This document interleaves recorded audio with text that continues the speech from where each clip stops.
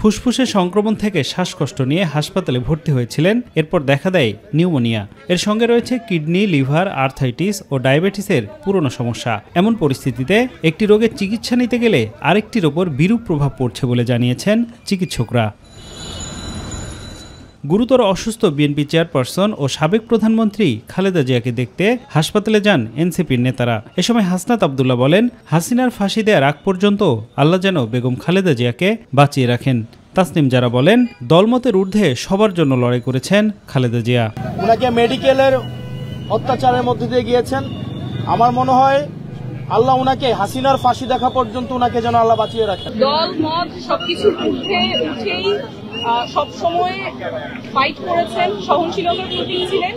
আমরা এই মুহূর্তে চাবো যে সবাই দল মতের ঊর্ধ্বে উঠে, রাজনীতির ঊর্ধ্বে উঠে ওনার দ্রুত আরোগ্যের জন্য সকলে দোয়া করবে। এদিকে সকালে খালেদা জিয়াকে দেখতে হাসপাতালে গিয়েছিলেন হেফাজতে ইসলামের নেতারা। এ সময় তারা দ্রুত আরোগ্য কামনা করেন।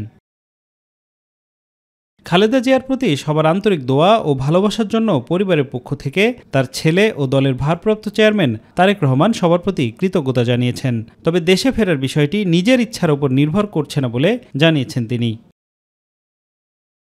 এর আগে বিএনপি নেতারা জানান, গত 2 দিনে খালেদা জিয়ার অবস্থার কোনো উন্নতি হয়নি। চিকিৎসকরা তাকে উন্নত চিকিৎসার জন্য সম্ভব হলে দ্রুত সিঙ্গাপুরে নেয়ার বিষয়টি চিন্তা করছেন। আমরা সবাই উদ্বিগ্ন, আমরা সবাই দোয়া করি যেন আমাদের প্রিয় নেত্রী তিনি যেন আবার সুস্থ হয়ে আবার আমাদের মাঝে আসতে পারেন।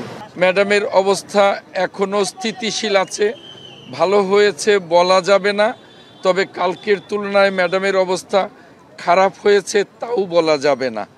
আফজাল হোসেন, মাই টিভি, ঢাকা। ছিলেন উনি, আজকেও